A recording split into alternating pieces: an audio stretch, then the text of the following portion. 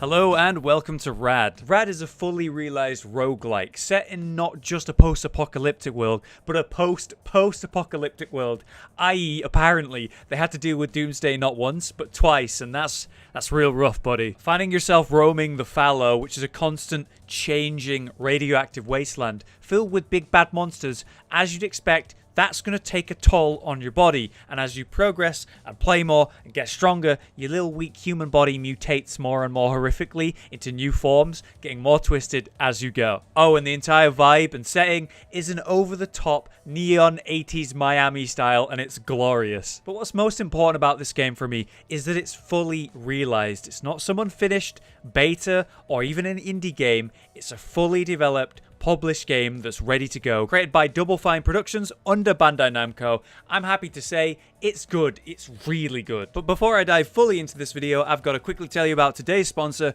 RAID Shadow Legends, and a huge thank you to these guys because sponsors really help the channel out. Today's video is brought to you by RAID Shadow Legends, so if you like games on your smartphone, this game is already out and free to play on iOS and Android. RAID Shadow Legends is a fleshed out RPG with its own storyline, genuinely impressive voice acting, and the 3D graphics honestly surprised me with how good they look, because I didn't expect this kind of quality in a mobile game. Just have a look at some of the details on the champions I've unlocked so far. It's brilliant. You start with a choice of main characters. I had to go with the elf archer Elhain. For gameplay, it's the complete experience. You've got collectible characters to upgrade and improve, there's loot to grab in game, and it even has its own PvP battles right now already. Even subtle things like the cinematic camera angles it swaps between during battles, which is really crisp. RAID Shadow Legends is blowing up fast for good reason, already boasting nearly 10 million players in just a few months since launch, while it reviews insanely well with more than 200,000 reviews so far. It has an almost perfect score on the Play Store. If you want to get involved and try the game, make sure to use our links in the description for a cool 50,000 silver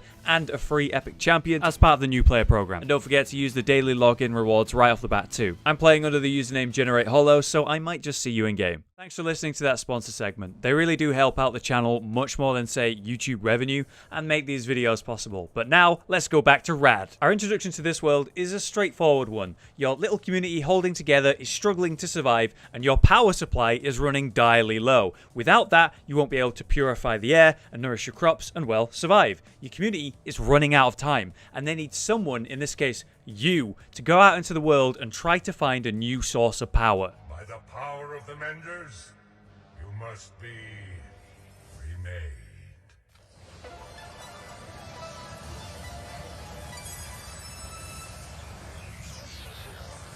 Your body will now absorb and use the toxins, the RADs of the fallow, instead of being devoured by it. You will need this. Should you fall, this weapon will transport itself back here, so that others may continue the quest in your place. As you can see, it's a pretty good setup for a roguelike. The priest kind of expects you to die, and then your successor, and their successor, and so on. Each one bringing back more power and wealth, and sending the next successor out stronger than the previous one to bring back even more. It's kind of suspect if you ask me. I'm sure this priest is very trustworthy. We start in our cute little hub village, where you've got your weapon supply, each with its own purpose and visual and mechanics. You've got the consumable shop, the bank in which you can store currency in to pick up later, or more than likely take out on your fresh new character after you totally died. There's also the graveyard, rest in peace previous me's, and obviously this is vital, the dance arena, vital to the survival of the human race. And last but not least, we have the spooky portal that takes us into the game and into the wasteland. We start out in the cracked lands, where you'll face off against a variety of pleb-based enemies with pleb-based attacks that you should have no issue clobbering and kicking. And as we wander around, you'll see that power the Menders gave us in effect, where we're literally spreading wildlife and growth everywhere we step, which also functions as a neat way to track where you've been on each level too. We start out with a basic set of attacks, the basic swing combo, a dodge roll smash, or a flying jump kick, or even plunging slams, which all have different purposes. But as we kill more mutants and progress, our little XP mutant bar at the top will grow. And once we reach that threshold, that's where things get good and our first mutation will occur. My first mutation I ever got was Acid Feet, so I can leave basically a damaging trail to kite enemies through, which was very effective against groups of enemies and in tight corridors. Plus, when I returned to the hub, I noticed that the NPCs will actually react to the specific mutations you have. Each person commented on how my legs are a little green and acidy now, and I didn't like that, so I quickly tried to use my Acid Feet to poison the water supply. Weirdly, no one seemed to care. Well, we'll see about that when they actually try to drink some. Throughout the land, you'll also find entrances to the Great Underground, which is a subsystem of tunnels designed to connect people together without having to brave the overworld. Problem with that is they're now filled with horrible mutants and traps, but yeah, there is a few nice people in there too who will sell you upgrades or consumables, which can come in clutch. But more than anything, you want to go down there to find these big Mender skull things. Each one you find is a guaranteed endo mutation, which basically works as a passive effect. I've collected tons of these, the very first of which gave me a special sight to see a sort of glowing effect around traps and ambushing enemies, which surprisingly really helped me since I didn't walk into everything that might snag a heart suddenly while I was learning the game. Other passives I found are the Toxic Heart, giving me a regenerating free heart, which stack by the way, so that's awesome. Fireproof effects, acid proof effects, and even a Flesh Pocket mutation. Disgusting, but useful since it lets me carry one extra consumable, maybe a clutch heal. Each level has a set amount of respirators, which are basically big totem-like machines that blast out wildlife and purify the area. But they also point you to the end goal on each level to help you find it. It's the prison of the Menders. Apparently, this is where they locked up the big bads, and we've got to clear them out if we want to progress. So you go around, find all the respirators, unlock the big prison, and go fight the big alpha mutants and boss fights that are hiding in there. These progressively get harder the further you make it in each life, but they also reward permanent health increases after you kill them, and lots of extra loot too. After you take these bad boys down, you'll have the option to return to the hub, spend some of your hard-earned cash, or perhaps bank it, before setting out into more dangerous areas of the wastes. Like I said, things do start pretty chill with basic enemies and maybe an alpha mutant as your first boss battle, which are just stronger mobs than you already know, right? But as soon as you hit level 2, things start going fast. As we entered the Hollowlands, which is totally my land by the way, it's literally in the name, alpha mutants were around every corner, and we had tons of new enemy types, much smarter and tougher than the ones that I faced before. They actually dodged my abilities. We have ancient technology to open up that's guarded by robot sentries. The boss battles are becoming more like genuine boss battles with bullet hell aspects, and I'm mutating like a madman. In my second run, I found the Warhead Mutation, which gave me this awesome toxic looking skull head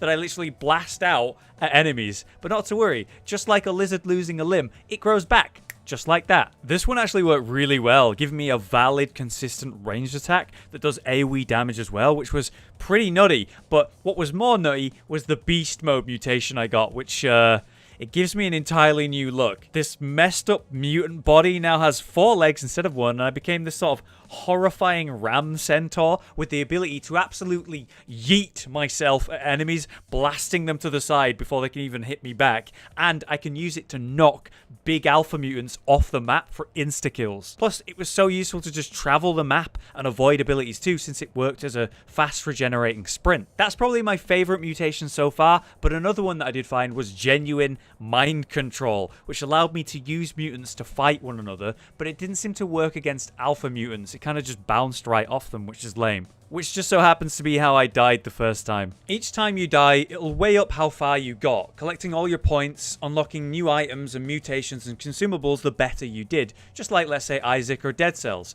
The more you play and die and play, the more you have to experience in the next run. We can actually check and see what we've unlocked already so far in the Tome of Ancients, with info on each mutation, or passives, or consumables, all the enemy types you found, and the NPCs with all their backstories too, which is really interesting and very useful. Each level has a lot of interactables on it. I've seen bounce plants, explosive barrels, bomb plants you can just pick up to then throw at enemies, or even these weird eye plants that you whack in the direction of enemies for another big explosion. There's chests littered around the map, which you need floppy disk keys to open, though some of these are booby traps, so you do have to watch out when you go near one. I've even found a locked cave filled with alpha mutants, and very hard to survive in. I actually bit the dust in there. You'll find little mutant villages out there in the wasteland as well. They're a little stranger than our hub community as you'd expect, but you'll find people who will give you challenges for a reward. For example, the first guy I found wanted me to do a 6-7-20 spin for some money, and another simply asked me to use any of my abilities to start a fire for him. So always look out for these. You can't go wrong with extra rewards every run.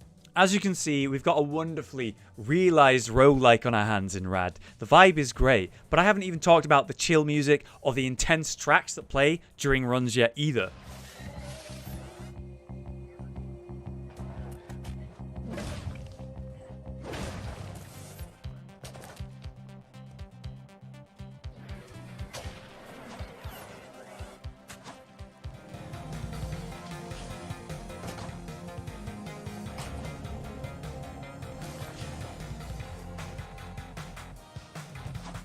Outside of the regular runs, there's also daily challenge runs in-game already too, so I gave one of those a go. Today's run was a no mutation run, so I could get passive upgrades and item upgrades, and even health upgrades, but no special mutation abilities. It was pretty tough, but ran like the regular run, until I found myself against a ton of alpha mutants, where I really felt the need to have these special abilities. So the further you get, the more you kill, the faster you do it, the more points you collect, and you can weigh up those daily challenge runs against others and your friends. Since I'm doing this in a press review run, I could only see a smaller selection of people, but it looks like I did okay. I came third. Let's just not acknowledge how far ahead those other two actually are. For now though, I think that covers everything in my first impressions so far of RAD. I have nothing but positives to say about this game. It's just really fun, really well made.